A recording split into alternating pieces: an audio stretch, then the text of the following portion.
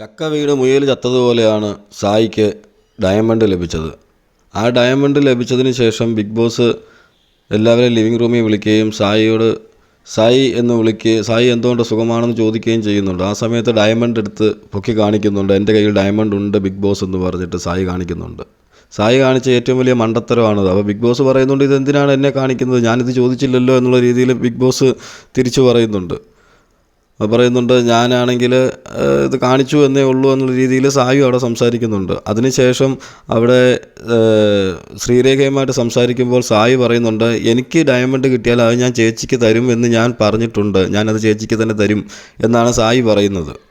അപ്പോൾ ജാസ്മിനും മറ്റുള്ളവരെല്ലാം ഇതെങ്ങനെ ലഭിച്ചു എന്ന് പറഞ്ഞിട്ട് സായിയോട് ചോദിക്കുന്നുണ്ട്. പലവട്ടം പുറകെ നടന്ന് ചോദിക്കുന്നുണ്ട്.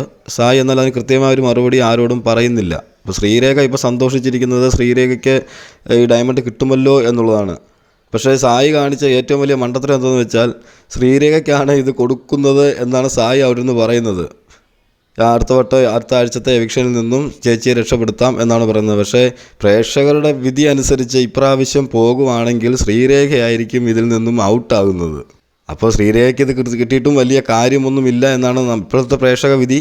തീർച്ചയായിട്ടും ശ്രീരേഖയ്ക്ക് അനുകൂലമല്ല.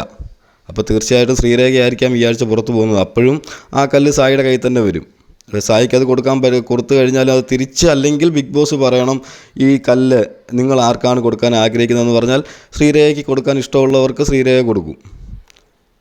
എന്തായാലും സായി കാണിച്ചത് ഏറ്റവും വലിയൊരു മണ്ടത്തരമാണ്. അത് ശ്രീരേഖയ്ക്ക് കൊടുക്കുമെന്ന് പറയും. നമ്മൾ കഷ്ടപ്പെട്ടെടുക്കുന്ന ഒരു സാധനം അത് ശ്രീരേഖയ്ക്ക് കൊടുക്കുക എന്ന് പറഞ്ഞാൽ ശ്രീരേഖയെ സേവ് ചെയ്യാൻ വേണ്ടിയാണ് സായി അവിടെ നോക്കുന്നത്. എന്താണെന്ന് വെച്ചാൽ സായിയും അവിടെ ഗെയിമൊന്നും കളിക്കുന്നില്ല. ഇതിപ്പോൾ ചക്ക വീണ് മുയൽ ചത്ത പോലെ തന്നെയാണ് സായിക്ക് ഇത് കിട്ടിയത്. അതുപോലെ തന്നെയാണ് ശ്രീരേഖയുടെ കാര്യം. ശ്രീരേഖ അവിടെ നാടകം കളിച്ച് അഭിനയിച്ച് ഇങ്ങനെ നടക്കുന്നു. പക്ഷേ സായി എന്തുകൊണ്ടാണ് അത് കൊടുക്കുമെന്ന് പറഞ്ഞതിലാണ് നമുക്കിപ്പോൾ കൺഫ്യൂഷൻ. സായി അവിടെ നിന്ന് ഞാൻ എല്ലാവരെയും കളി പഠിപ്പിക്കും, ഞാൻ എല്ലാവരെയും കളിപ്പിക്കാൻ വേണ്ടിയാണ് പോകുന്നത്, ഗെയിമിലേക്ക് ഇറക്കുമെന്ന് പറഞ്ഞു പോയ സായി പോലും ഇപ്പോൾ ഗെയിമിലേക്ക് വന്നിട്ടില്ല എന്നുള്ളതാണ് ഏറ്റവും വലിയ സത്യം. പക്ഷേ ഇപ്പോൾ കാണിക്കുന്നത് അതിലും വലിയ മണ്ടത്തരവും.